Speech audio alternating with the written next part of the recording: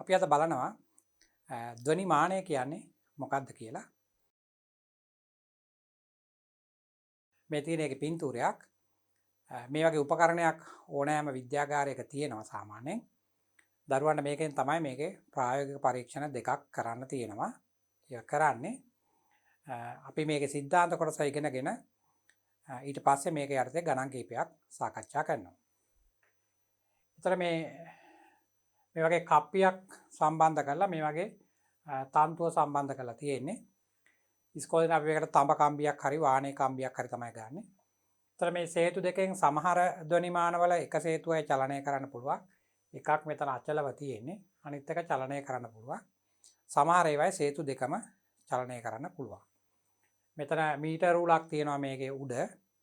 ඒකෙන් අපිට මේ සේතු චලනය කරන දුර සොයා ගන්න පුළුවන්. සේතුවක් කියලා කියන්නේ සාමාන්‍යයෙන් සෙන්ටිමීටර් 6ක් විතර උස ලී කුණ්‍යයක්. ඒක දරුවන්ට අපි විද්‍යාගාරවල බැලුවම සමහර වෙලාවට ටිකක් විශාල ඒවා තමයි මේ තියෙන්නේ මේ වගේ. මෙන්න මේ වගේ ඒවා තියෙනවා. නමුත් ඒවා නෙමෙයි සේතු කියලා කියන්නේ කුඩා ඒවා. හරි. එතකොට ඔයාලට ප්‍රායෝගික පරීක්ෂණ වෙලාවක මේ වගේ සේතුවක් අඳින්න කිව්වොත් මේ වගේ කුඩා එකක් තමයි අඳින්න ඕන සෙන්ටිමීටර් 6ක් විතර උස එකක්. ධ්වනිමානය නම් සෙන්ටිමීටර් 6ක් උසත් නැහැ පොඩි ඒවා තමයි තියෙන්නේ. මොකද මේ ධ්වනිමානයේ මේ කම්බියත් පෙට්ටිය ලෑල්ලත් අතර තමයි මේක තියන්න ඕන. ඒතර මේ දාරට අහු වුණාම මේක කම්බිය තද වෙලා තියෙනවා. ඒතර එයාගේ ආතතිය මෙතනින් ගන්න පුළුවන් මේ බාර රඳවණයට බාරයන් එකතු කරලා දරුවන්ට පුළුවන් ආතතිය අඩු වැඩි කරන්න. මේක සුමට කප්පියක් කියලා අපි ගන්න. ඒතර මේ පැත්තේ තියෙන ආතතියම මේ පැත්තටත් තියෙනවා කියලා ගන්න. ඒතර මේ ධ්වනිමාන පෙට්ටියේ මේ ලී පෙට්ටිය ඒ තරම්ම අර මේ ශවි ශක්තිය වැඩි ලී වලින් නෙමෙයි හදලා තියෙන්නේ. ටිකක් සැහැල්ලු ලී වලින් හදලා තියෙන්නේ. අතර මේක මේ කම්පණය වෙන්න ඕන මේ පෙට්ටිය. සාමාන්‍යයෙන් ඒනොට අපේ විද්‍යාගාරවල තියෙන හොඳ නිකන් තේක වගේ තාම හයිය ලී වලින් හදපු පෙට්ටිය ඒ වගේ වෙයි අපිට මේ ප්‍රැක්ටිකල් සමහරවිට කරන්න අමාරුයි. ඒතර මේක මේ සිදුරු දෙකක් විතර තියෙන්නේ. ඒක ඇතුළට වාතය යන්න. ඒතර අපි මෙතන සරසුලක් කම්පණය කළා අපි මේ ලී පෙට්ටිය උඩ තියන්න ඕන. මේ වගේ. දැන් දරුවන්ට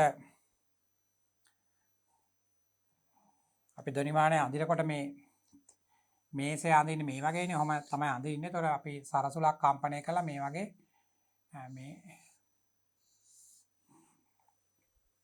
ලී පෙට්ටියේ මතු පිට තියන්න ඕන. එතකොට මේ දැන් මේ සරසුල් දැත්ත මේ පැත්තට ඔහම දෙපැත්තටනේ මෙහෙම දෝලණය වෙන්නේ. ඒතර ඒක දෝලණය වෙන එක අපිට පේන්නේ නැහැ. මේක සාමාන්‍යයෙන් 256යි 262යි ඒ වගේ ඉහළ සංඛ්‍යාත ගහලා තියෙන. ඒතර තත්පරයට ඒ වගේ 250ක් වෙනවා කියන අපිට පේන්නේ නැහැ. එතකොට ඒ කම්පණය වෙනකොට ඒ කම්පණය මේ සරසුල් දැත්ත දිගේ මෙහෙම ගමන් කරන පල්ලෙහාට. ගිහිල්ලා මෙන්න මේ සරසොල් මිට දිගේ ගිහිල්ලා ඒක මේ ඒ ශක්තිය ලැබෙනවා මේ ලෑල්ලට. ධ්වනිමාන පෙට්ටියේ මතු පිට පෘෂ්ඨයට. ඒතර මතු පිට පෘෂ්ඨය ඒකේ තියෙන ලෑල්ලේ තියෙන අංශු කම්පණය වෙනකොට ලෑල්ලේ අනිත් පැත්තේ තියෙනනේ පෙට්ටිය ඇතුලෙන් වාතය පිරීලා තියෙනවනේ. එතකොට අර ලෑල්ල කම්පණය වෙනකොට ඒ කම්පණය ලැබෙනවා පෙට්ටිය ඇතුලේ ඉන්න වාතයට. වාතයට ලැබිලා වාතයත් කම්පණය වෙනවා. අන්න ඒකෙන් තමයි අපිට විශාල ශබ්දය එන්නේ. නැත්තම් නිකම්ම කම්බියක් අපි අරගෙන වායුගෝලයේ මෙහෙම තියලා කම්පණය කරා කියලා අපිට එහෙම හඬක් ඇහෙන්නේ නැහැ. අර විශාල වායු ස්තරයක් කම්පණය කර ගන්න තමයි මෙහෙම සිදුරු දෙකක් හදලා ඇතුළට වාතය යන විදිහට සකස් කරලා තියෙන්නේ. අර අපි ආතතිය යොදන කම්බියේ ආතතියත් එක්ක අපි සංසන්දනය කරන්න ඕන නිසා මේකේ බාරයක් යොදන්නේ නැතුවත් මෙතන තව කම්බියක් සම්බන්ධ කරලා තියෙනවා. ඒතර ධ්වනිමාන කම්බිය කියලා අපි ගන්න මෙන්න මේ කම්බිය. මේ තියෙන ඉහළින් බැලුවාම පේන රූප සටහන මේ තියෙන සේතු දෙක. මේ සේතුව මෙතන වදින ධාරය තමයි මේ මැදින් පේන්නේ. දැන් මේක කරන්නේ අපි අර සරසුලාර වගේ කම්පණය කළ මේ පෙට්ටිය උඩ තියුවම ඒකේ කම්පණයට දැත්ත දිගේ ගිහිල්ලා මේ ලෑල්ලට ලැබෙනවා. ලෑල්ල කම්පණය වෙනවා. ඒතර ඒ කම්පණය ලැබෙනවා මේක ඇතුලේ තියෙන වාතයට. ඊට වාතය කම්පණය වෙනවා. ඒතර අපිට විශාල හඬක් ඇහෙනවා. ඒතර ස්ථාවර තරංගයක් මේක හැදුනොත් ඒ වෙලාවේ ලොකු ශබ්දයක් අපිට ඇහෙන්න ඕන. සාමාන්‍යයෙන් ළමයි නිශ්ශබ්දව බලාගෙන හිටියොත් ධ්වනිමානය ආසන්න ඉන්න අයට නෙමෙයි ඊට වඩා ටිකක් ඈතින් ඉන්න කට්ටියටත් ඒ හඬ අහන්න පුළුවන්. ගොඩක් වෙලාවට විද්‍යාගාරවලදී මේක අපිට ප්‍රැක්ටිකල් එක කරන්න අමාරුලා තියෙන්නේ. ළමයි කීප දෙනෙක් ඒ පරීක්ෂණය කරන අතරේ වෙනත් ළමයි තා අවට ඉන්න ළමයි කෑ ගහනවා ශබ්ද කරනකොට ഘോഷාව ආවොත් අපිට මේකෙන් නිකුත් වෙන ශබ්දය අහන්න බැරුව යනවා. ඉතින් මේකට නිශ්ශබ්දතාවය වැදගත්. මේක තමයි ඉතින් පරීක්ෂණය. මෙතන අපිට භාරය වෙනස් කරන්න පුළුවන්. ඒ එක එක සරසුල් තියලා කම්පණය කරලා තියලා මේ පෙට්ටිය උඩ මේක අනුනාද වෙන අවස්ථාව අපි හොයා ගන්න.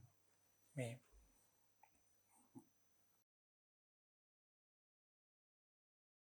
දැන් මේ පෙට්ටිය උඩ මේක තියුවා නම් අර සේතු දෙක මේ වගේ තියෙනවා නම්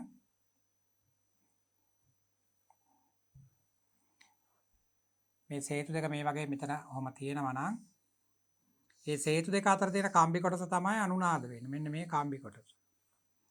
ඒතර මෙන්න මේ වගේ එකේ අපි කියනවා ඔහම පුඩුවක් ඇති වෙන්න ඕන කියලා.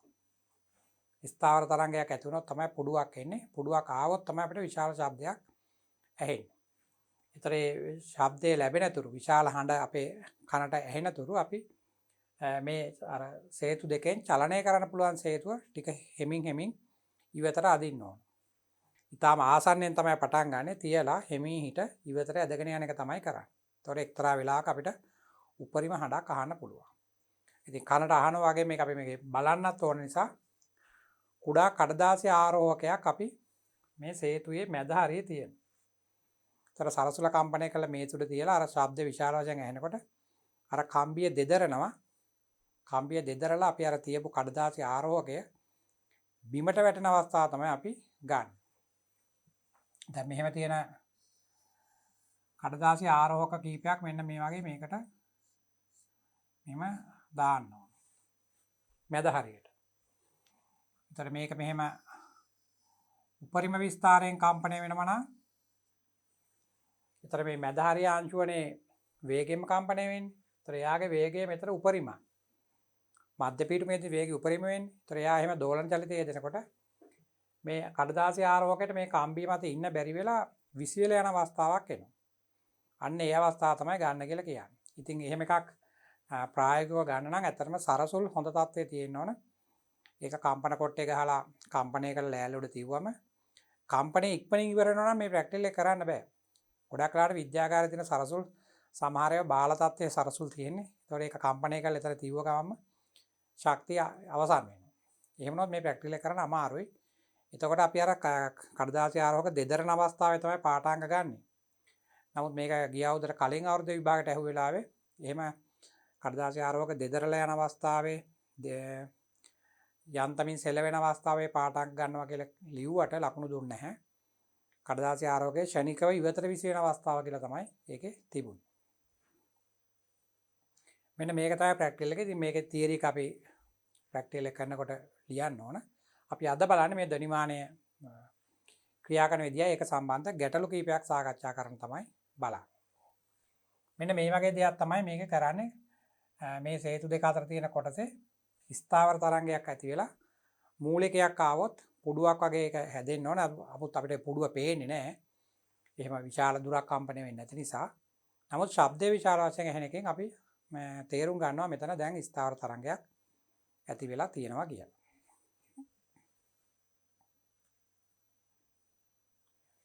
බලන්න මෙතන මොනවද කියලා තියෙන්නේ කියලා. කුහර ලී පෙට්ටියක් තියෙන්නේ. ඒකේ මතු පිට තබා ඇති අචල සේතු මත ඇති ඒකාකාර කම්බි දෙකකින්. කම්බි දෙකක් තියලා තියෙන එක කම්බියක් තියෙන මේක සංසන්දනය කරන්න කියලා. ඒකට මෙතන බාර් එකතු කරන්න ඕන. මේ සචල සේතුවේ තමයි එහාට මෙහාට කරලා මේ දුර වෙනස් කරන්නේ. ඒතර මේ දෙක අතර ස්ථාවර තරංගයක් ඇති වෙනවා කියලා තමයි ගණනේ කියන්නේ.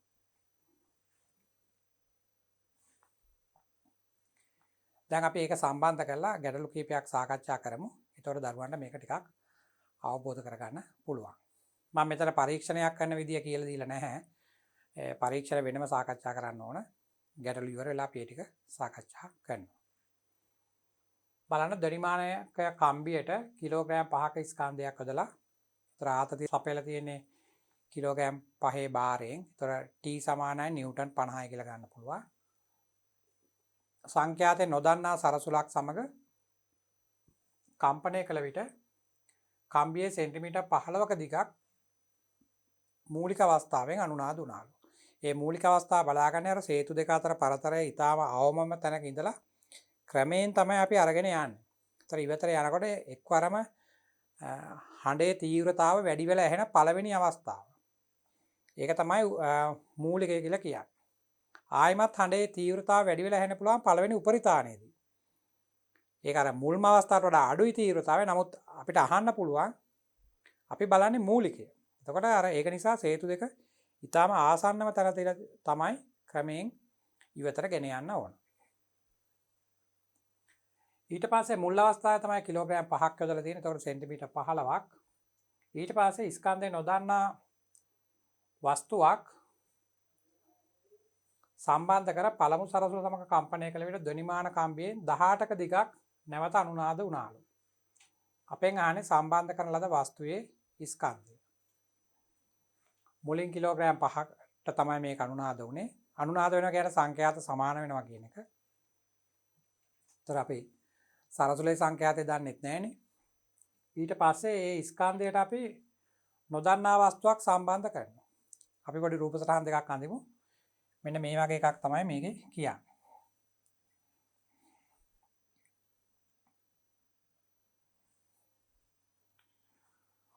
මුල් අවස්ථාවේ කප්පිය මත යන භාරය කිලෝග්‍රෑම් 5යි. ඒ කියන්නේ මේක නිව්ටන් 50ක ආතතියක් තියෙන්නේ. අපි ධ්වනිමාන කම්බිය කියලා ගන්න මේ ටික විතරයි.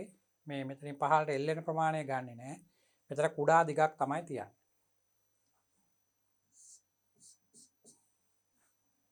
ඒතර මේකේ කිසියම් දිගක් අර සේතු දෙක අතර දුර මේ වගේ හැදෙන්නේ නැති සේතු දෙක අතර තියෙන කොටස ඒ දිග සෙන්ටිමීටර් 15ක් කියලා තමයි කියන්නේ. ඒතර අපි දන්නවා මූලිකයෙන් මේ වගේ පුඩුවක් හැදුනා නම් එතන තරංග ආයාමයෙන් භාගයක් තියෙන්න ඕන. ඒතර ලැම්ඩා බෙදීම දෙකක් තමයි L කියන්නේ. ඒතර ලැම්ඩා සමානයි 2යි L. මේ වගේ ඒවා දැන් දරුවන්ට මතකෙන් ලියන්න පුළුවන්. ඊට පස්සේ V සමානයි F ලැම්ඩා ලියන්න ඕන. V සමානයි F ලැම්ඩා ලිව්වම F අපි දන්නේ නැහැ. සරසුලත් එක්ක අනුනාද වුණා කියලා කියන්නේ. ඒතර සරසුලේ සංඛ්‍යාතය මේ කම්බියේ සංඛ්‍යාතය සමානයි. අනුනාද වන නිසා.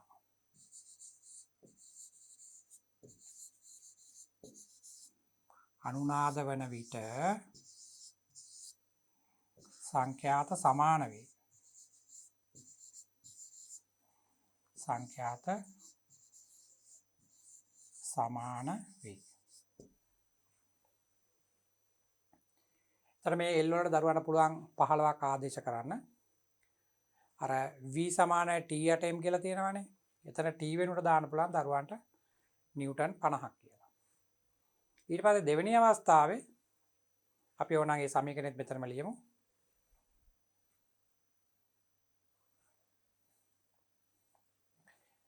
V සමානයි T බෙදීම m වල වර්ගමූලය. ඒතර T වෙනුවට දාන්න පුළුවන් කිලෝග්‍රෑම් 5ක්නේ සම්බන්ධ කරේ 50යි කියලා. එනවා V සමානයි නිව්ටන් 50 බෙදීම m. ඊට පස්සේ අපි ලියන්න ඕනේ V සමානයි F ලැම්ඩා. V සමානයි F ලැම්ඩා ලියලා F උක්ත කරොත් දරුවන්ට එනවා V සමානයි F ලැම්ඩා අණුව F කියලා කියන්නේ V8 ලැම්ඩා. දැන් ලැම්ඩාට දාන්න ඕන 2යි L. Vට දාන්න ඕන T8m වල මූලය. අවශ්‍ය නම් මෙතෙන්ට යනකම් සංකේතයෙන් යන්නත් තිබුණා. අපිට එන්නේ F සමානයි 1ට 2යි L T8m වල මූලය. අපිට මෙතෙන්ට එනකම් සංකේතයෙන් ඇවිල්ලා මෙතෙන්දී ආදේශ කරන්නත් පුළුවන්. මුල් අවස්ථාවේ කිව්වේ මේ දිග සෙන්ටිමීටර් 15යි කියලා. එහෙනම් ලියන්න පුළුවන් F සමානයි 1ට 2 වාරයක් 15යි t කියන්නේ 50යි m.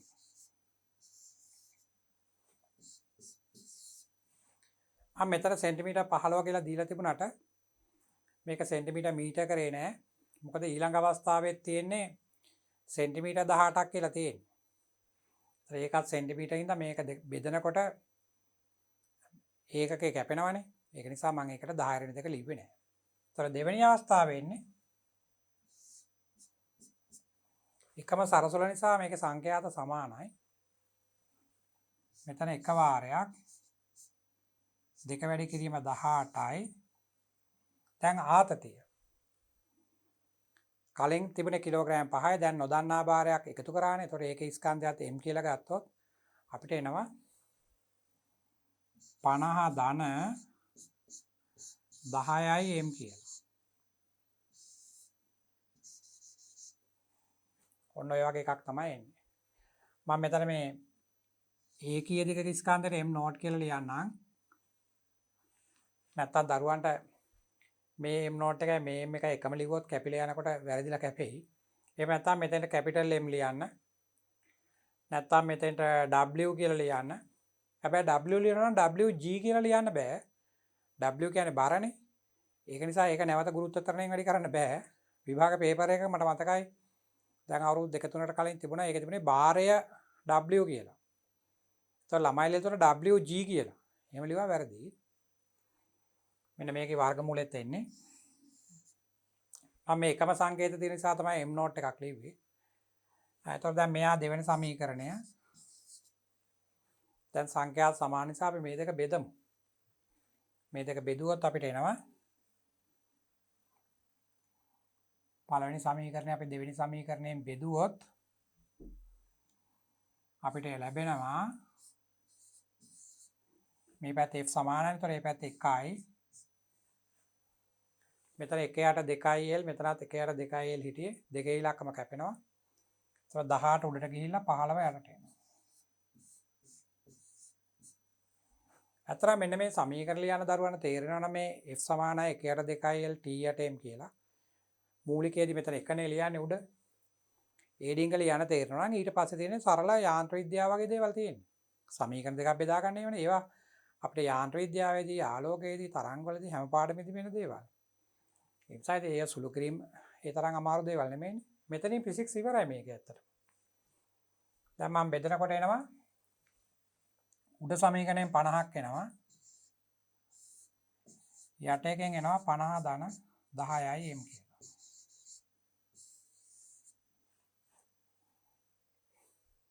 මේක සුළු කරා මෙතනින් බිඳුවක් කැපිලා යනවනේ කොහොමද? මේ බිඳුවයි මේකයි කැපිලා යනවා. මෙතන 18යි 15යි 3ෙන් කැපුණාම 3 වරක් 6යි 3 වරක් 5යි අර පැත්තට වැඩි කරන්න පුළුවන්. වැඩි කළා වර්ග කරන්නත් වෙනවා. මෙතන වර්ගමූලයක් තියෙනවානේ. ඒක වර්ග කරන්න වෙනවා. එතන මේක මේ පැත්තට ගියා 25යි. මෙතන 6 ආවම 36යි. මෙතන ඉන්නවා 5 බෙදීම 5 ධන m. මම ගුරුත්වාකර්ෂණයෙන් වැඩි කළා ඒක කපලා දාලා තියෙන්නේ. මේ 5 මෙතෙන්ට කපන්න පුළුවන් දරුවන්ට. මෙතන 5ක් වෙනවා. දැන් හරහාට වැඩි කරොත් එනවා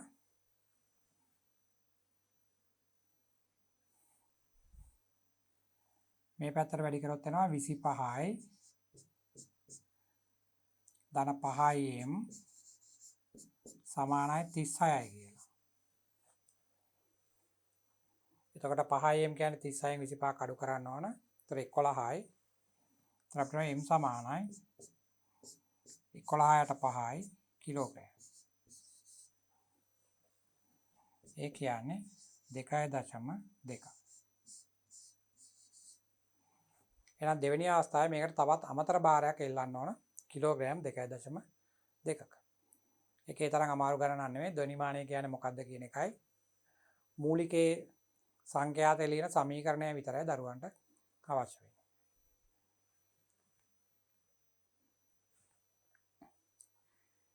මේ ගන්න බලන්න මෙල්ඩේ පරීක්ෂණයක් කියලා කියන්නේ. මෙල්ඩේ පරීක්ෂණය කියලා කියන්නේ අපි අර මේකේ સિદ્ધාන්ත කොටස් සාකච්ඡා කරන වෙලාවේ අර විද්‍යුත් කම්පකයකට සම්බන්ධ කළ තන්තුවක් ඇදලා මෙහෙම පුඩු ගණන එහෙම කරා. අන්නේ තන්තුව මේක ටිකක් සාමාන්‍යයෙන් ඉස්කෝලේ විද්‍යාගාරයේ තියෙන මේස දෙකක් විතර වගේ දිගකට තමයි අපි අදින්නේ. ටිකක් දිගට ඇදලා තමයි මේ විද්‍යුත් කම්පකයට සම්බන්ධ කරන්නේ. ඒතර මේක විද්‍යුත් කම්පකයෙන් ඒ කියන්නේ ඉලෙක්ට්‍රික් වයිබ්‍රේටර් කියන එක ඒකෙන් කම්පණය වෙන නිසා අපිට ඒකේ සංඛ්‍යාතය වෙනස් කරන්න බෑ. ඒතර මේකේ F නියතයි. සංඛ්‍යාතය F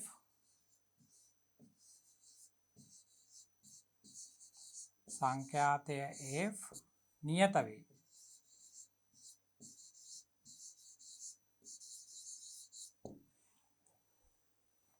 දැන් දරුවන් ගෙදරට එන විදුලිය ආලෝකය එනවනේ. ඒ විදුලියේ සංඛ්‍යාතය අපි හර්ට්ස් 50 කියලා තමයි කියන්නේ. ලංකාවේ ගෘහස්ත පරිභෝජන කරන විදුලියේ සංඛ්‍යාතය හර්ට්ස් 50. ඒතර ඒ සංඛ්‍යාතයට අනුව අපිට ආලෝකය ලැබෙන බල්බ් එකක් නිවෙනපත් වෙනවා 57ක්. ඒතර 57ක් නිවෙනපත් වෙනවා අපිට ඒක පේන්නේ නැහැනේ. තත්පරෙන් 10න් එකක් අපේ මතකයේ තියෙන්න ඕන පින්තූරේ. ඒතර තත්පරෙන් 10න් එකකට පස්සේ ආයිමත් ආවොත් තමයි ඒක නිවෙනපත් වෙනවා කියලා අපිට පේන්නේ. එහෙම නැත්නම් ඒක දිගටම පත් වෙලා තියෙනවා වගේ තමයි අපිට පේන්නේ. දැන් මෙතන තියෙනවා මේ වගේ දිග තන්තුවක් අරගෙන අර විද්‍යුත් කම්පකයට සම්බන්ධ කරනවා. ඒතර මේකේ දරුවෝ මතක තියාගෙන ඉන්න ඕනේ මේ F කියන එක නියතයි කියන එක විතරයි. ඒකට අර ආතතිය සපයලා තියෙන වීදුරු කැබැල්ලක් සම්බන්ධ කරලලු ඒකට. ඒ කියන්නේ අර කප්පියට එන බාරයට වීදුරු කැබැල්ලක් සම්බන්ධ කරලා තියෙනවා. තන්තුව කම්පණය වන්නේ එහි පොඩු 7ක් ඇතිවන පරිදිය. මෙල්ඩේ තන්තුව මූලිකයෙන්ම කම්පණය වෙනවා කියලා කියන්න බෑ. ඒකේ තන්තුවේ දිග වෙනස් කරන්න පුළුවන් අපිට. ආතතිය වෙනස් කරන්න පුළුවන්. ඒ වෙනස් කරන විදිය අනුව පුඩු ගාන වෙනස් වෙනවා. මෙන්න මේකනේ සමීකරණය. අපි අර සාධාරණ සමීකරණ ලිව් වෙලා ආවේ අපිට එනවා F සමානයි මෙතන පුඩු ගණන n යට 2l t යට m. දැන් මෙල්ඩේ පරීක්ෂණයට ගියා මේ F කියන සංඛ්‍යාතය නියතයි. ඒක වෙනස් කරන්න බෑ. ආතතිය වෙනස් කරන්න පුළුවන්. එක්ක අපිට අතින් අදලා ආතතිය වෙනස් කරන්න පුළුවන්. නැත්නම් කප්පිය හරහා යන අර බාර රඳවණයට එල්ලන බර වෙනස් කරලා ආතතිය වෙනස් කරන්න පුළුවන්. m වෙනස් වෙන්නේත් නැහැ. m කියන්නේ තන්තුවේ ඒකීය දිගක ස්කන්ධයනේ. ඒක නූලක්නේ අපි මේ ගැට ගහන්නේ. ඒක ඉතින් අපි සැරින් සැරේ මාරු කරන්නේ නැහැනේ නූල. ඒක නිසා සිම්පල් m වෙනස් වෙන්නේත් නැහැ. අපිට අවශ්‍ය නම් l වෙනස් කරන්න පුළුවන්. තන්තුවේ තනින් තනින් ගිහලා අතින් අල්ලන්න පුළුවන්. දරුවා මේ අපි කලින් බලපු වීඩියෝ පටේ දකින්න ඇති තන්තුවේ කොහේ හරි තැනකින් අපි ඇල්ලුවොත් අල්ලන තැන අනිවාර්යයෙන්ම නිෂ්පන්දයක් වෙනවා. ඒ විදිහට තමයි තන්තුවේ පුඩු ගාන වෙනස් වෙන්නේ. එතකොට F නියතයි M නියතයි. L ඉන්නවා N ඉන්නවා T ඉන්නවා. ඒගොල්ලෝගෙන් කවුරු හරි එක්කෙනෙක් හරි දෙන්නෙක් හරි වෙනස් කරන්න පුළුවන්. දැන් මේ ගන්නේ මොකද කරලා තියෙන්නේ? ඉස්සෙල්ලා ආතතිය සපයලා තියෙන අර වීදුරු කෑල්ලක් බාරයේ විදියට එල්ලලා. එතකොට පුඩු 7යි. ඊට පස්සේ වීදුරු කැබැල්ල ජලයේ ගිල්ලලා තියෙනවා. ඒතර වීදුරු කැබැල්ල ජලයේ ගිල්ලුවාම ඒකට උඩුකුරු තරපුමක් එනවනේ. උඩුකුරු තරපුම ආවම එයාගේ ආතතිය අඩු වෙනවා. එහෙනම් මේ ගණනේ හැටියට මේ T වෙනස් කරලා තියෙනවා. ආතතිය වෙනස් කරලා තියෙනවා. ඒතර පුඩු ගණනත් වෙනස් වෙලා තියෙනවා. පුඩු ගණන 9ක් වුණා. මෙයා. එහෙනම් ගාන කියන විදිහට අපිට මේ තන්තුවේ දිග වෙනස් කරවුවා කියන්න නැහැ. එහෙනම් L නියතයි.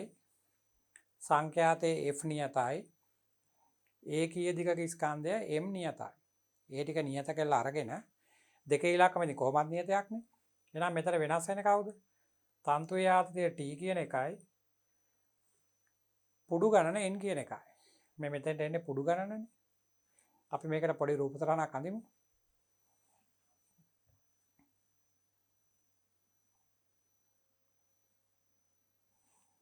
තර මෙන්න මේ වගේ එකක් තමයි ගණන කියන්නේ. මේ කෙලවර කම්පකයට සම්බන්ධ කරලා ඇත්තේ මෙහෙම ඇවිල්ලා මෙතන කප්පිය මතින් ගිහිල්ලා මේ වගේ මෙතෙන්ට සම්බන්ධ කරලා ඇති වීදුරු කෑල්ලක්. ඒතර යාගේ බර තමයි ආතතිය සපයන්නේ. යාගේ බර. ඒක තමයි මෙතන ආතතිය සපයන්නේ. දිග වෙනස් කරන කතාවක් කියන්නේ ආතතිය තමයි වෙනස් කරන්නේ. ඒතර සංඛ්‍යාතයේ නියතයි. ඒතර මෙන්න මෙතන ඉඳලා මෙතෙන්ට ඇති වෙනවලු පළවෙනි අවස්ථාවේ පුඩු 7ක්. දෙවෙනි අවස්ථාවේ පුඩු 9ක්. ඒක තමයි ගණන කියන්නේ. අපිට දැන් මේ ගණන හදනකොට මේකේ පුඩු 7ක් කියලා එහෙම ගණනය කරලා අඳින්න අවශ්‍යතාවයක් නැහැ. එහෙම අවශ්‍ය නැහැ. ගණනේ කියන විදිය. අර බහුවර්ණ වගේ ඒවට හදන්න යනකොට දරුවන්ට මේකේ මේ නියත වෙන්නේ කවුද නියත නොවෙන්නේ කවුද කියලා දැනන් ඉන්න එක අවබෝධ කරන් ඉන්න එක ගණන හදන්න පහසුවක්. මට අවශ්‍ය නම් මේක මෙහාට වැඩි කරලා F එකයි මේ L එකයි මේ M එකයි ඒ ටික ඒ පැත්තට වැඩි කරලා අනිත් පැත්ත තියන්න පුළුවන් N වාරයක් T කියන එක. කියලා ඒක නියතයක් කියලා ගන්න පුළුවන්.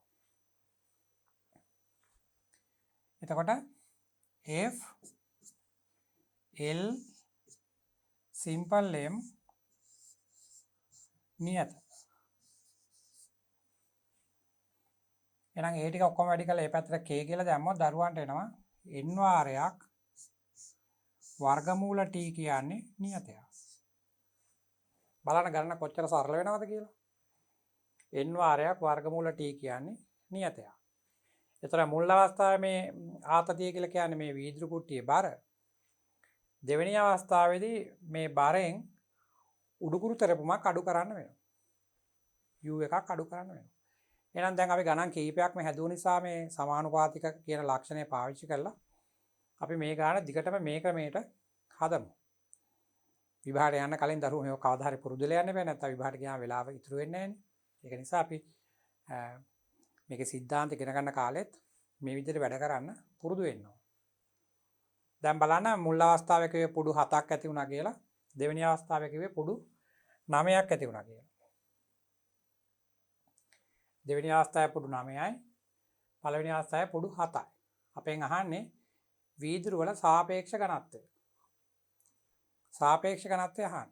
දැන් බලන්න සාපේක්ෂ ඝනත්වය අපි ඉගෙන ගන්නේ අර ද්‍රවස්ථිතිය යාන්ත්‍ර විද්‍යාවේ ද්‍රවස්ථිතිය ඉගෙන ගන්න කාලේ තමයි සාපේක්ෂ ඝනත්වය ඉගෙන ගන්න. නමුත් මේක දැන් දෝලන තරංග පාඩමට ඇවිල්ලා එතෙන්ට සම්බන්ධ කරලා තියෙන අරයෙන් තියෙන කොටසක්. ඒතර එහෙනම් අපි ඔක්කොටම කලින් සාපේක්ෂ ඝනත්වය හොයන්නේ කොහොමද කියලා දැනන් ඉන්න ඕන. ඒතර සාපේක්ෂ ඝනත්වයේ අර්ථ දැක්වීමයි ඒක සොයන විදියයි අපි දන්නේ නැත්නම් දෝලන තරංග ඉගෙන ගත්තට මේ ගණන හදන්න බෑ. ඉතින් අපි ඒකින්ද ඒකත් මෙතන සාකච්ඡා කරගෙන යන්න. අපි සාපේක්ෂ ඝනත්වයේ අර්ථ දක්වන්නේ කිසියම් ද්‍රව්‍යයක ඝනත්වය බෙදන්න ඕන ජලයේ ඝනත්වය. ඒක තමයි සාපේක්ෂ ඝනත්වය. එහෙම නැත්නම් ද්‍රව්‍යයේ ඝනත්වය ජලයේ ඝනත්වයට දරන අනුපාතය. අනුපාතයක් කිව්වම ගණිතයේදී අපි ඒක බෙදීමක් තමයි ගන්න. එහෙනම් අපිට ලියන්න පුළුවන් සාපේක්ෂ ඝනත්වයට මම ලියන්නේ ρr කියලා ලියන්නේ. relative density එක ඔය ලියලා තියෙන්නේ ρr. නැත්නම් ඝනත්වයට d අකුර ලියන්නත් පුළුවන්. ඒක සමාන වෙන්නේ ඒ ද්‍රව්‍යයේ ඝනත්වය බෙදන්න ඕන ජලයේ ඝනත්වය. ඒතර අපි ද්‍රව්‍යයේ ඝනත්වය දන්නවා නම් ඉතින් ජලයේ ඝනත්වය අපි 1000 කියලා ගන්නවානේ. ඒ ද්‍රව්‍යයේ ඝනත්වය දන්න නම් අපිට කෙලින්ම මේ දෙන්න බෙදලා උත්තරේ කියත හැකියි. නමුත් විද්‍යාව ගන්න ළමයි විදියට ඔයාලට විද්‍යාගාරයට ගියාම එහෙම හැම එකේම දත්ත ඔයාලට දෙන්නේ නැහැ. ඔයාලා ඒක හොයාගන්න දැනගන්නවා. වීදුරු කෑල්ලක් දුන්නොත් ඒකේ ඝනත්වය හොයාගන්න ඔයාලා දැනගන්නවා. හැමේම දෙනවා නම් ඉතින් වැඩක් නැහැ නේ අපි විද්‍යාව කරන එකේ. ඒක නිසා අපිට මේ පොඩි දත්ත දෙකක් මෙතන දීලා තියෙනවා. මෙන්න මේක තමයි ඝනත්වයේ අර්ථ දැක්වීම. දැන් මම මේක සමීකරණයේ උඩත් යටත් වැඩි කරනවා v වලින්. අර වීදුරු කැවැල්ලේ පරිමාව v කියලා හිතලා v වලනුයි g වලනුයි උඩත් යටත් වැඩි කරනවා. එහෙම වුණොත් මට එනවා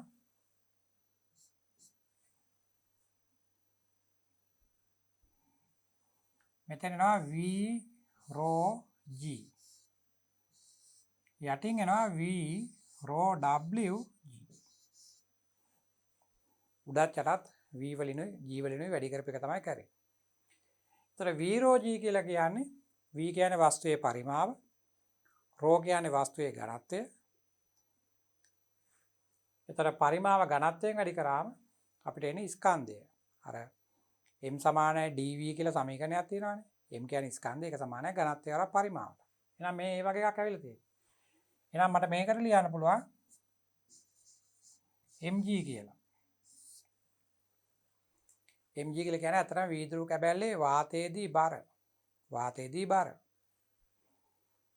පහළ තියෙනවා පරිමාව අරන් තියෙන වීදුරු කැබැල්ලෙන් වීදුරු කැබැල්ලෙන් අරන් තියෙන්නේ ඝනත්වය අරන් තියෙන ජලයේ. විතර අපි අර ද්‍රවස්ථිතිය කොටස ඉගෙන ගන්නවානේ උඩුකුරු තෙරපුම සමානයි විස්ථාපිත තරල පරිමාවයේ බර කියලා. විතර පරිමාව ගන්න වස්තු වෙන්නේ ඝනත්වය ගන්න ජලයේ. ඒතර එන්නේ උඩුකුරු තෙරපුම. එහෙනම් මේ පහළ තියෙන්නේ උඩුකුරු තෙරපුම. එහෙනම් මෙන්න බලන්න. සාපේක්ෂ ඝනත්වයට සමීකරණයක් ඇවිල්ලා තියෙනවා. වාතයේදී බර mg කියන්නේ බෙදන්න ඕන උඩුකුරු තෙරපුමේ. දැන් අපි බලන්න උඩුකුරු තෙරපුම හොයාගන්නේ කොහොමද කියලා. උඩුකුරු තෙරපුම හොයන්නේ මෙහෙමයි.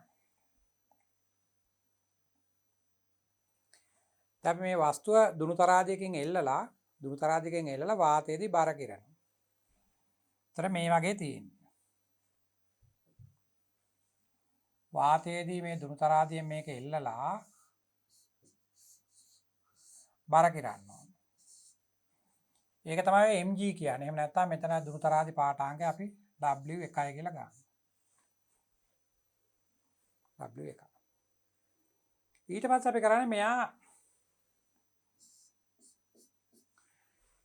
ජලය ගිල්ලනවා. මෙයා විතරක්. මේ වස්තුව විතරක් ජලය ගිල්ලලා නැවත බර කිරනවා.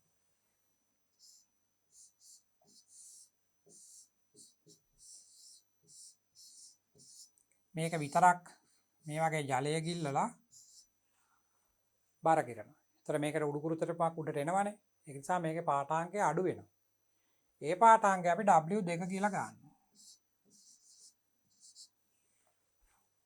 මුල් පාඨාංගය W1යි. පස්සේ වතුර ගිල්ලලා බර කිරුවාම W2යි. ඒතර මේ බර අඩු වෙන්නේ පාඨාංගය අඩු වෙන්නේ උඩුකුරු තෙරපුම නිසානේ. එහෙනම් උඩුකුරු තෙරපුම කියන්නේ මේකෙන් මේක අඩු කරනවා. වාතයේදී බර කිරපු එකෙන් අර ජලය ගිල්ලලා බර කිරපු එක අයින් කරාම උඩුකුරු තෙරපුම එන්නේ. එහෙනම් අපිට කියන්න පුළුවන් උඩුකුරු තෙරපුම කියලා කියන්නේ W1 රින W2. මම මෙතන W1 කියලා ලිව්වා, මෙතන mg කියලා ලිව්වා. මේ දෙකම එකයි අතරම. මේ තියෙන වාතයේදී බර. එහෙනම් අපිට එනවා සාපේක්ෂ ඝනත්වය සමාන වෙන්නේ වාතයේදී බර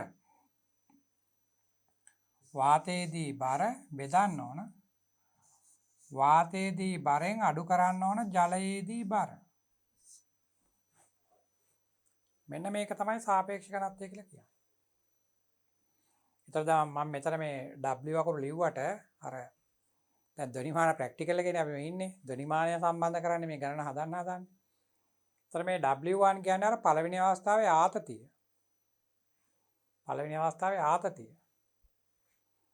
මේ W2 කියන්නේ දෙවෙනි අවස්ථාවේ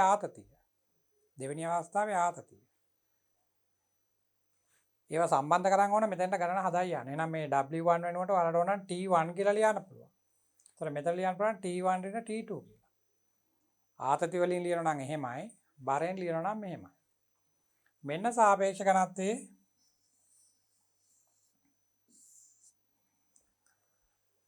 අපි ගණන් හදන සමීකරණය.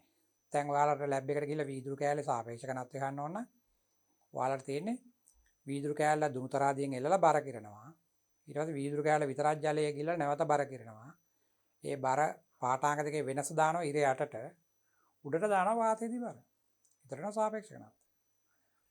නමුත් දැන් මේක මෙන්න හදන්න කියන්නේ මේ ධනිමාන කතාවකින් හදන්න තියෙන්නේ. දැන් අපි ඒකට ගණන හදාන්න. මුල් අවස්ථාවට කිව්වා පුඩු 7යි ආවේ කියලා. දෙවෙනි අවස්ථාවට කිව්වා පුඩු 9යි ආවේ කියලා. ඒතර මම දැන් මේ ගණනේ කියන්නේ F නියතයි, තන්තුවේ දිග L නියතයි, අර ඒකීය දිගක ස්කන්ධයේ සිම්පල් M ඒකත් නියතයි. ඒතර පුඩු ගණන N කියන එක වෙනස් වෙනවා, T කියන එක වෙනස් වෙනවා. ඒතර මම අතන සමීකරණයක් ලිව්වා N වාරයක් මූල T නියතයක් කියලා. අන්න එතනින් පටන් ගන්න තමයි දැන් ගණන හදන්නේ. එහෙනම් මම දැන් මෙතන ලියනවා පුඩු ගණන n වරක් තන්තුවේ ආතතියේ වර්ගමූලය නියතය.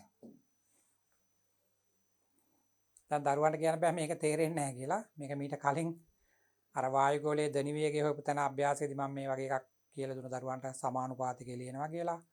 ඊට පස්සේ තන්තු වල ගණන් හදන්න කියලා ආවේ සමානුපාතික ලිව්වා. දැන් මෙතනත් ලියනවා. ඒක නිසා මීට කලින් පාඩමෙත් මේවා ලියලා තියෙනවා.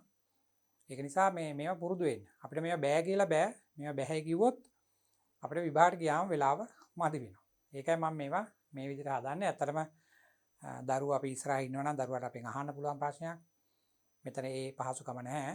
ඒක නිසා මේවා Taman තනියම ලියලා පුරුදු වෙන්න. ඇයි මේ සර් මෙහෙම ලියන්නේ? මේ ටික නියත කියලා ඇයි මේ වයින් කරේ? ඒකට ඇයි k කියලා ලිව්වේ? එතකොට සමීකරණ දෙක බෙදනකොට k කැපෙනවා. එහෙනම් මට මේක වෙනත් පාඩමකදී වුණත් මේ වගේ නියත තියෙනවා නම් අනුපාත ගන්නකොට මෙහෙම බෙදන්න පුළුවන්. අන්න ඒ වගේ අදහසක් දරුවන්ගේ ඔළුවේ වැඩ කරන්න ඕන. මේක මේ යාන්ත්‍ර විද්‍යාවේදීවත් ෆිසික්ස් වලදීවත් විතරක් කරන දෙයක් නෙමෙයි. Tamanට ගණන් හදන්න යන ඕනම දැනකදී මේවා පාවිච්චි කරන්න පුළුවන්. විභාග ප්‍රශ්න පත්‍ර වල උත්තර ලියනකොට දරුවෝ සමහර ලකුණු 80 ගණන් 90 ගණන් ගන්න ළමයි ගොඩක් කාලය ඉතුරු කරගෙන තියෙන මෙන්න මේ ක්‍රම පාවිච්චි කරලා. එයාලා හැමතිස්සෙම ගණනේ සියලුම දේවල් ලියන්නේ නැහැ. සමීකරණ මුලින් ලියනවා ඊට පස්සේ කියනවා මේ මෙන්න මේ පද නියතයි ඒක නිසා මේක සමානුපාතිකයි කියලා අරගෙන සමීකරණ ලියලා බෙදාගෙන යනවා. ඒක තමයි කරන්නේ.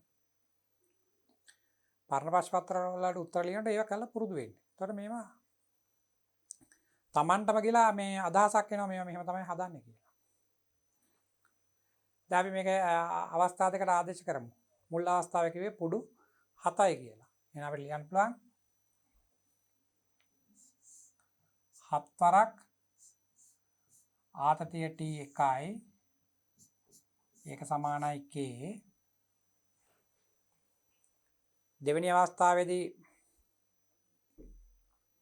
වීදුරු කැබැල්ල ජලයේ ගිල්ලනවා. ඒතර උඩුකුරු තෙරපමක් ඇවිල්ලා ආතතිය අඩු වෙනවා. ඒතර දෙවෙනි අවස්ථාවේ ආතතිය T2යි. ඒතර මේ පුඩු ගණන 9යි. පුඩු ගණන 9යි ආතතිය T2යි. ඒකේ වර්ගමූලය ඒක සමානයි K. එහෙනම් දරුවට එකවරම ලියන්න පුළුවන් 7 වරක් මූල T1 සමානයි 9 වරක් මූල T2 කියලා. මම මේකත් ලිව්වේ මේ තව ඩිංගක් තේරුම් ගන්නව නිසා ඒකත් අවශ්‍ය නැහැ. කෙලින්ම මෙතනින් පස්සේ මේ දෙක සමාන කරලා ලියන්න. 7යි T1 වල වර්ගමූලය සමානයි 9යි T2 වල වර්ගමූලය. දැන් මේ වර්ග කරන්න වෙනවා. වර්ග කරොත් වෙන දරුවන්ට T1 බෙදීම T2 T1 බෙදීම T2 සමානයි 81ට 49යි. 81ට 49. වර්ග කරලා තියෙනවා. මෙන්න මේ දෙන්න විතරයි අපි ධනිමාන කම්බිය සම්බන්ධ කරගෙන නැත්නම් මේ මෙල්ඩේ තන්තුවේ පරීක්ෂණය සම්බන්ධ කරගෙන ලියාගත්ත සමීකරණ දෙක. මෙතන අර F ලියන්නවත් 1ට 2යි L ලියන්නවත් සිම්පල් M ලියන්නවත් ඒව ඕනේ නැහැ. මේක විතරයි. දැන් අර සාපේක්ෂ කරත්තේ සමීකරණයට මම ආයෙමත් යනවා. එතන මට එනවා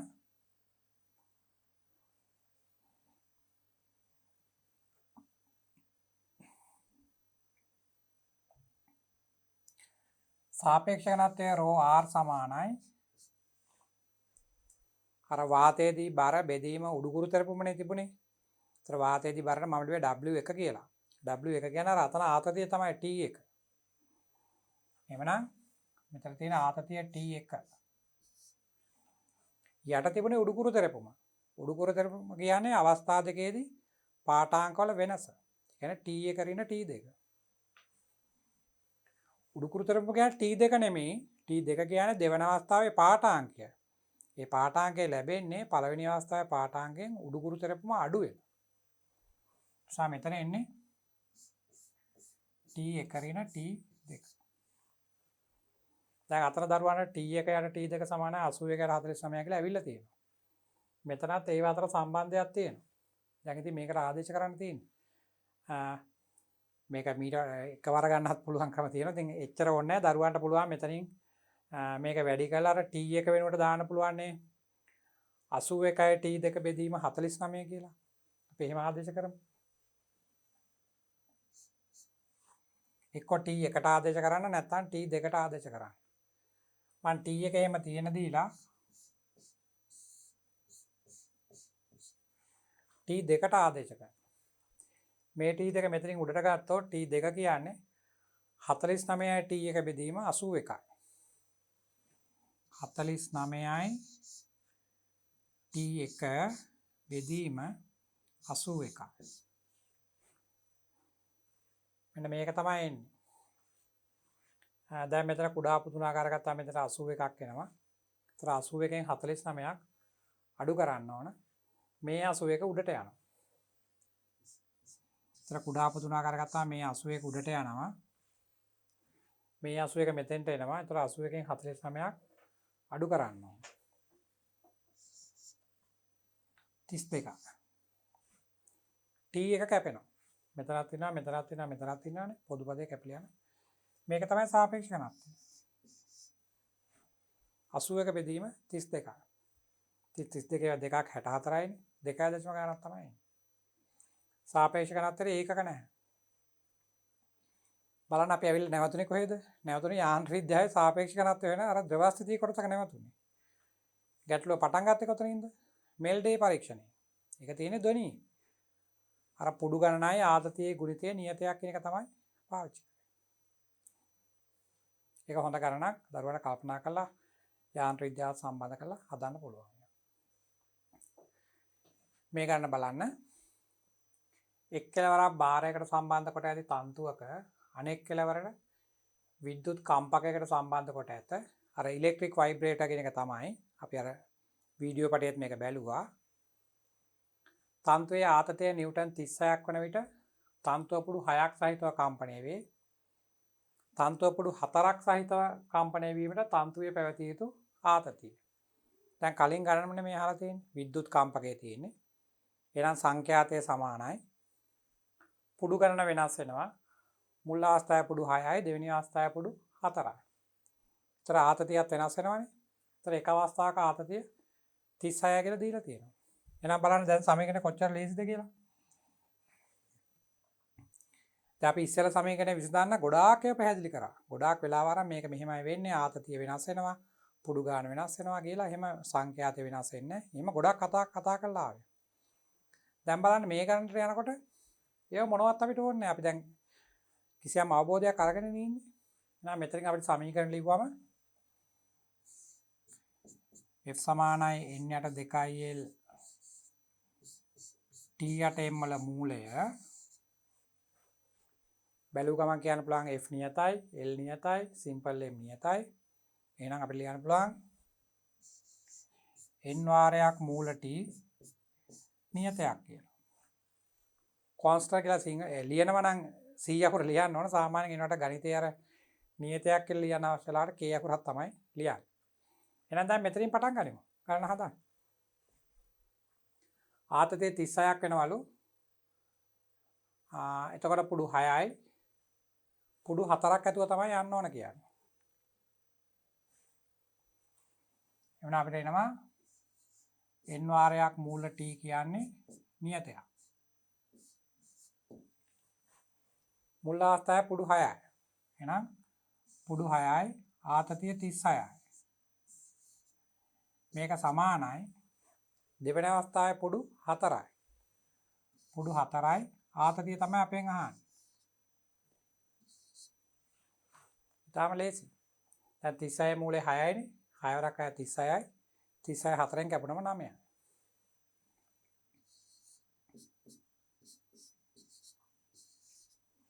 තර T2 වල මූලය එන්නේ. මෙතන 36 මූලය 6යි. 6 වරක් 36යි. 36ට 4ට 9යි. වර්ග කරාම එනවා T2 කියන්නේ 81යි. තත්පර 10ක් යන්නේ ගණන හදාන්න.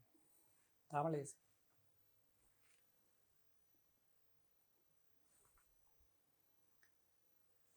මේ කරන බලන්න. දිග මීටර් 0.4ක් වන ඒකාකාර දණ්ඩක්. ඒක ස්කන්ධය කිලෝග්‍රෑම් 1.2යි. ඒතර ඒකාකාර දණ්ඩක් නම් බර ක්‍රියා කරන්නේ මධ්‍ය ලක්ෂයෙන්. මෙම දණ්ඩ තිරස්ව පවතින ලෙස සර්ව සම තන්තු දෙකක් මගෙන් එල්වලා තියෙනවා. සරසම තන්තු කියන්නේ ඒගොල්ලොන්ගේ හරස් කඩ වර්ගඵල සමානයි. අර ඒකීය දිගක ස්කන්ධයත් සමානයි. එකම සරසුල සඳහා දකුණු පස තන්තුව මූලිකයෙන්ද වම් පස තන්තුව පළමු උපරිතාණයෙන්ද කම්පණය වීම සඳහා කිලෝග්‍රෑම් 4.8ක් දණ්ඩේ එල්විය යුතු ලක්ෂයට දණ්ඩේ කෙළවරක සිට දුර බලන්න ගන්න තේරෙනවද කියලා මේක යාන්ත්‍ර විද්‍යාවේ දැන් තියෙන්නේ. දිග මීටර් 0.4ක් වන ඒකාකාර දණ්ඩක් තියෙනවා. ඒකාකාර දණ්ඩක් තියෙනවා. එතකොට යාගේ බර ක්‍රියාකරණය මධ්‍ය ලක්ෂයෙන් කිලෝග්‍රෑම් 1.2යි. එහෙමනම් නිව්ටන් 12.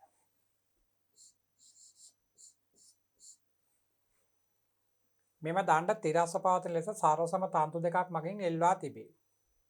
මේ දෙකලවරින් තමයි එල්ලන්නේ. මෙතනිනුයි මෙතනිනුයි මේක එල්ලලා තියෙනවා.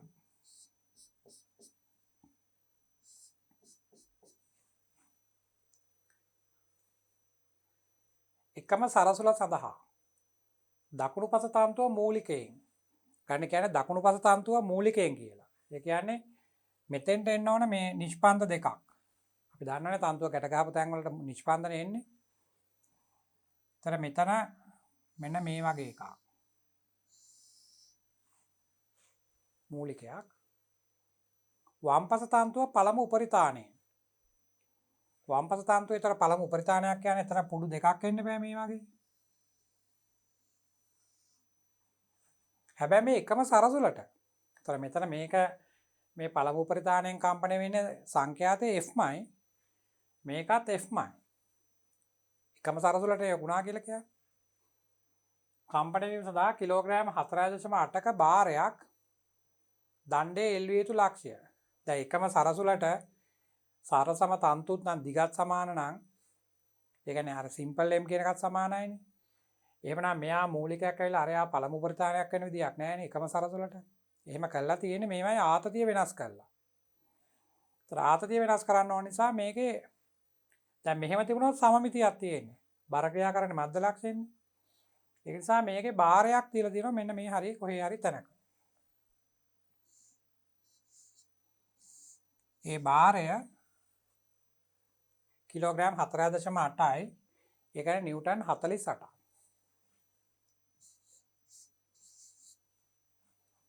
එහෙනම් දැන් දරුවන්ට ගන්න වෙන්නේ මේවයි ආතති වෙනස් කියලා ගන්න වෙන්නේ.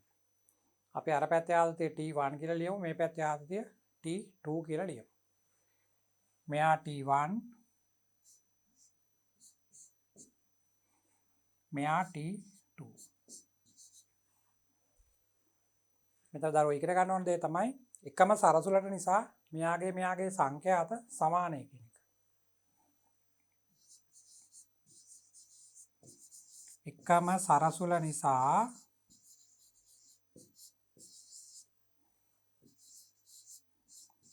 එකම සරසුල නිසා සංඛ්‍යාත සමාන වේ.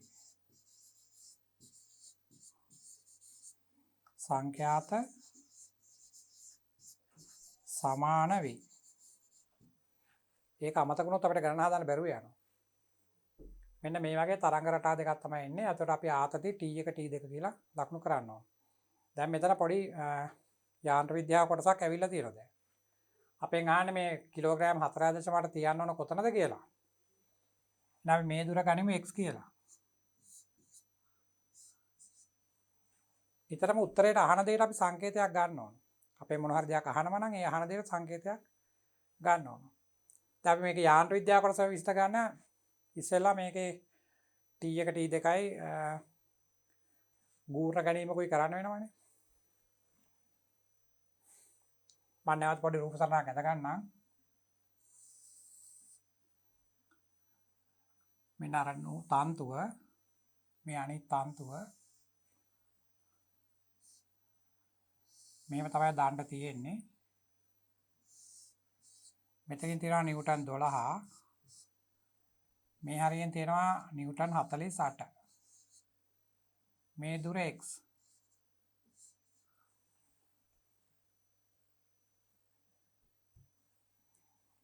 තර මෙයාගේ ආතතිය මම T1 කියලා ලියනවා.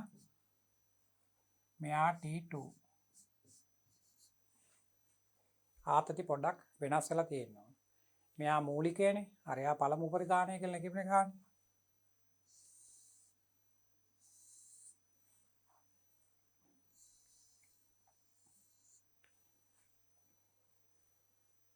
එවනම් දරුවන්ට එක සමීකරණයක් අපි අර මූලිකයා පළමු උපරිධානය ලියලා එක සමීකරණයක් හදාගනිමු. අපි දන්නවා සංඛ්‍යාතේ ලියන්නේ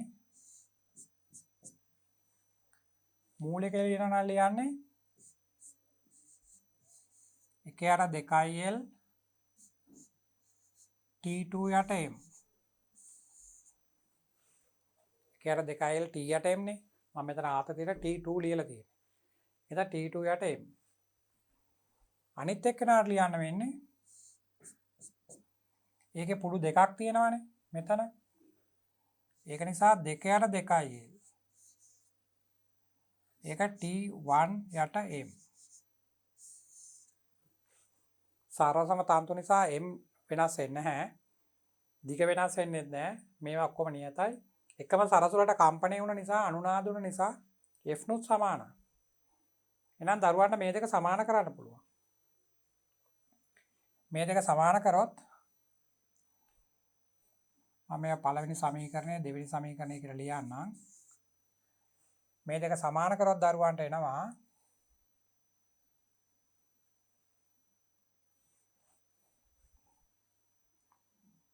පළවෙනි සමීකරණය සමානයි දෙවෙනි සමීකරණයෙන් එනවා 1/2l T2 යට m වල වර්ගමූලය සමානයි මෙතන ඉන්නේ 2/2l 2/2l T1 යට m වල මූලය. අර එහා පැත්තේ තන්තුවේ පුඩු දෙකක් තිබුණානේ ඒක නිසා. ඒතර 2l නම් කැපෙනවා m කැපෙනවා වර්ග කරොත් එනවා T2 සමානයි 4යි T1 කියලා.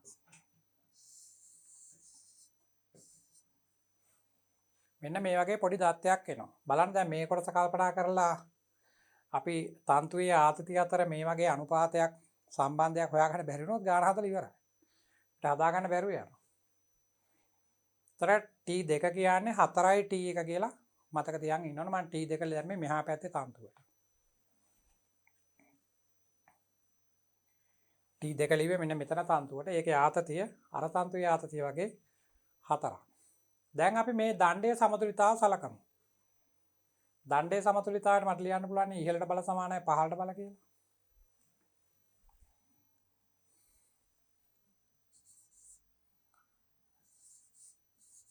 දණ්ඩයේ සමතුලිතතාවයට දණ්ඩයේ සමතුලිතතාවයට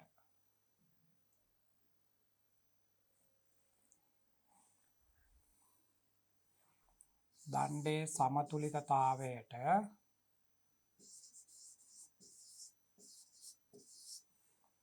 මට එනවා ඉහළට බල සමානයි පහළට බල. ඒතර ඉහළට හිටියේ T1 ධන T2. පහළට ඉන්නවා අතර 48යි මෙතන 12යි. 60ක් තියෙනවා. T1 ධන T2 සමානයි 60යි. ඒතර මෙතන අපි සමීකරණයක් ගත්තා. T2 කියන්නේ 4යි T1 කියලා. එහෙනම් මෙතන T2 වෙනුවට දාමු 4යි T1.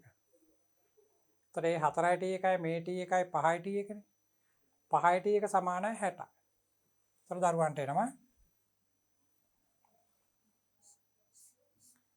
T1 ධන T2 කියන්නේ 4යි T1යි. මේක 60යි. ඒකට 5යි T1. ඒතර T1 කියන්නේ 12. ඒතර T1 12 නම් T2 කියන්නේ මේ වගේ 4ක් නේ 48.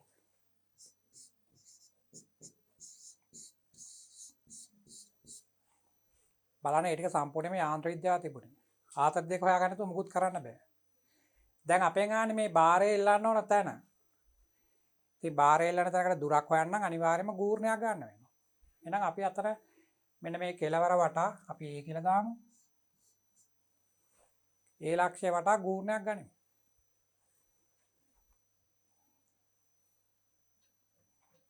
එතකොට T2 කියන්නේ 48යි T1 කියන්නේ 12. මම එනම් මේ A කෙලවර වටා ගූර්ණයක් ලියනවා.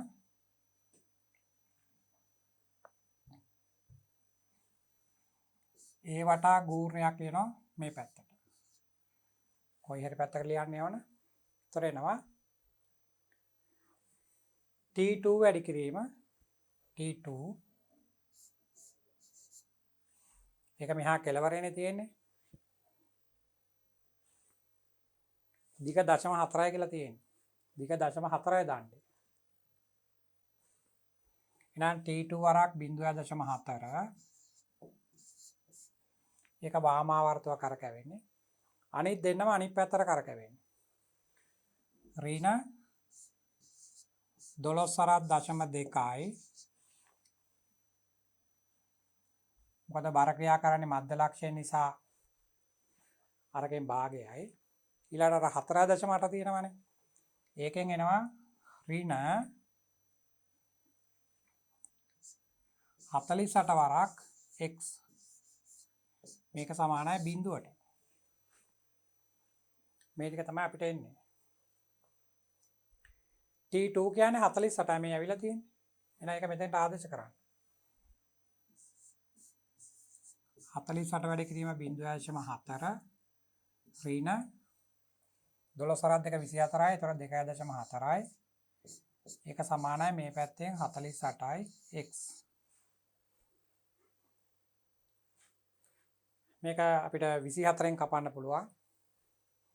ඒතර 24 මෙතනට 2යි 2 වරක් 4 8යි. 0.8යි. මම 24න් බෙදුවේ 24 මෙතන තියෙන්නේ 0.1යි. ඒතර 0.1යි සමානයි 48ට 24 2යි.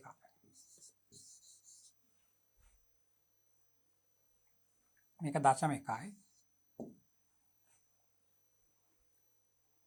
දැන් දරුවන්ට උත්තරේ ගන්න පුළුවන්. මෙතන 0.8යි 0.8ෙන් 0.1ක් ගියාම 0.7යි. 0.7 දෙකෙන් බෙදාන්නේ ඕන. එතන 0.7 දෙකෙන් බෙදුනා 0.35 මීටර.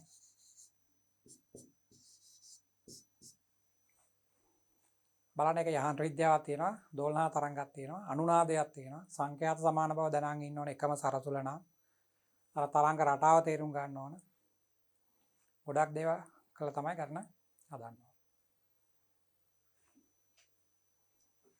මේක බලන්න සංගීත භාණ්ඩ දෙකක තන්තු එකම ස්වරයකට සුසර කර ඇත.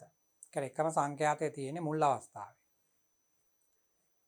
එක් භාණ්ඩයක තන්තුවේ ආතතිය 100%කින් වැඩි කරනවලු. ඒතර තත්පර 3කදී නුගැසුම් දෙකක් ඇහුණලු. දැන් මුලින් තියෙන භාණ්ඩ දෙක එකම ස්වරයට සුසර කරලා තියෙන. ඒ කියන්නේ සංඛ්‍යාත සමානයි.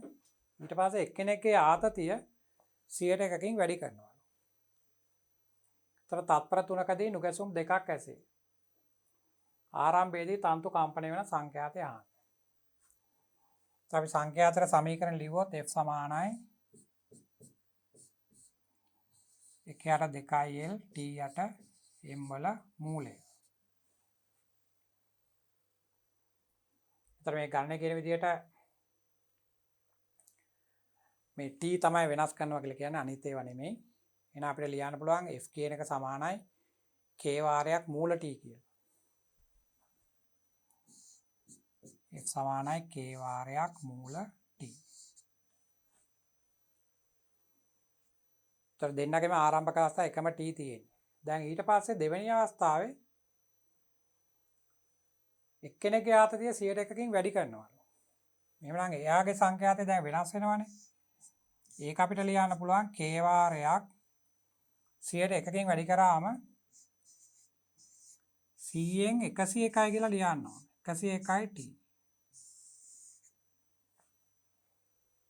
100 ලියලා හරියන්නේ නැහැ. 100කින් වැඩි කරනවා කියලා කියන්නේ. ඒතර කලින් 100 නම් දැන් 101යි. දැන් 100න් 101යි T කියලා තමයි ලියන්න ඕනේ. දැන් මෙයාගේ ආතතිය වැඩි වෙච්ච නිසා මෙයාගේ සංඛ්‍යාතය වැඩි. එහෙනම් මෙයා අඩු කරාම අර නුගසුම් ගන්න එනවා. නුගසුම් කියන්නේ සංඛ්‍යාත වෙනසනේ. වැඩි එකෙන්නේ අඩු කරන්න ඕනේ. අපිට පේනවනේ මෙයානේ වැඩි. ඒක නිසා අපි F එක ඍණ F F එක මෙතන මාපාංක ලියන්න ඕනේ. දැන් අපි දන්නවනේ මෙයා වැඩි කියලා. ඒතර F එක ඍණ F සමානයි අපිට දීලා තියෙන තත්පර 3කදී නුගැසුම් සංඛ්‍යාතය කියන තත්පරයට. මේ තියෙන තත්පර 3කටනේ. එහෙනම් තත්පරයට එන්නේ 2 බෙදීම 3. 2 බෙදීම 3. දැන් මේ දෙන්න ආදේශ කරමු. ඒතර එනවා k වාරයක් 101 බෙදීම 100 ඒකේ t මේක ඍණ මූල kt මේක සමාන 1.5යි. නැත්නම් 2 බෙදීම 3යි. k සහ මූල t පිටට ගනිමු. මේක පිටට ගත්තොත් මෙතන එනවා 101 බෙදීම 100 වර්ගමූලය. ඍණ 1. මේක සමානයි 2 බෙදීම 3.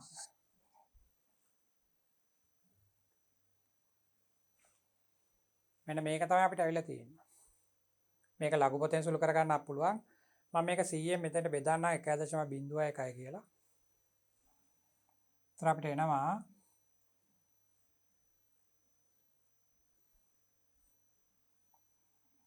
k වාරයක් t වල මූලය මෙතන එනවා 1.01 වර්ගමූලය කියන එක. ඒක ඍණ 1. මේක 2 බෙදීම 3. දැන් මෙන්න මේ වගේ සංඛ්‍යාක වර්ගමූල ගන්න දරුවෝ දැනන් ඉන්න ඕන. මේක එක්ක ලඝු පොතෙන් සොයන්න වෙනවා දරුවන්ට සුළු කරලා. නැත්නම් මේ වගේ එකත් එක තව කුඩා ඉලක්කමක් එකතු කරලා තිබුණොත් මේ 1.01 කියන්නේ 1.01නේ. මේකනේ. දැන් 1.x කියලා කියන්නේ මෙන්න මේ වගේ එකක වර්ගමූලයක්. එකයි ඉන්නෝනේ ඊට වඩා කුඩා ඉලක්කමක් ඒකට එකතු වෙලා තියෙනවා. මේ වගේ එක වර්ගමූලයක් සමාන වෙනවා 1.x බෙදීම 2ට. එක එහෙම ලියලා අර කුඩා ඉලක්කම විතරක් දෙකට බෙදන්න. දරුවන්ට මේ 1.01 අර විදිහට ලියන්න පුළුවන් නේ. 1.01 දරුවන්ට ලියන්න පුළුවන්. මෙන්න මේක ලියන්න පුළුවන්නේ 1.01 කියලා. පොඩි ගණිතයක් තියෙනවා. මේක ලියන්න බෑ 1.01 කියලා. ඒතර එකත් එක තව ඉලක්කමන්නේ ඉන්නේ. එහෙනම් ඒකේ වර්ගමූලය ලියන්න පුළුවන් දරුවන්ට.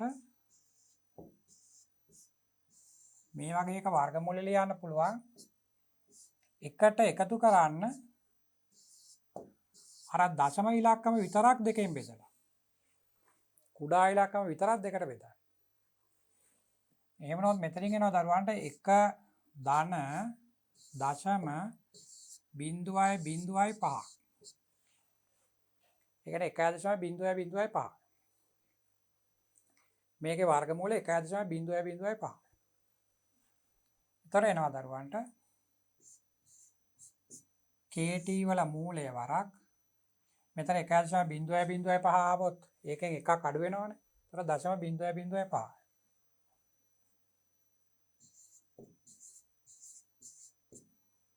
මේක සමානයි මෙතන 2 බෙදීම 3. ඒතර මේක ලියන්න පුළුවන් 1000න් 5යි කියලා. දශම ස්ථාන ටික නැති කරා 1000න් 5යි. ඒතර 5 18 කැපුනම 200යි. 200 මෙහාට වැඩි කරන්න පුළුවන්. ඒතර 400යි 400 බෙදීම 3යි. එහෙනම් k වාරයක් මූල t කියන්නේ 400 බෙදීම 3යි.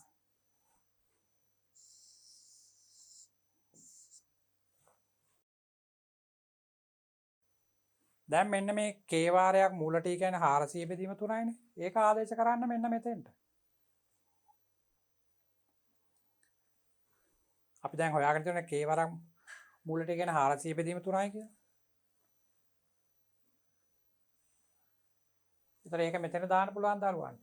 මම මේ k වාරයක් මූල t කියලා හොයාගෙන තියෙන්නේ. මෙන්න මෙතන ඉන්න එකට. k වාරයක් මූල t නේ. ඒතර ඒක 400 බෙදීම 3යි. එහෙනම් කෙලිම සංඛ්‍යාතය කියන්නේ 400 බෙදීම 3යි. මුලින් සංඛ්‍යාතන අපෙන් අහන්නේ. මේක 3ෙන් බෙදන්න පුළුවන් දරුවන්ට. ඒක තමයි.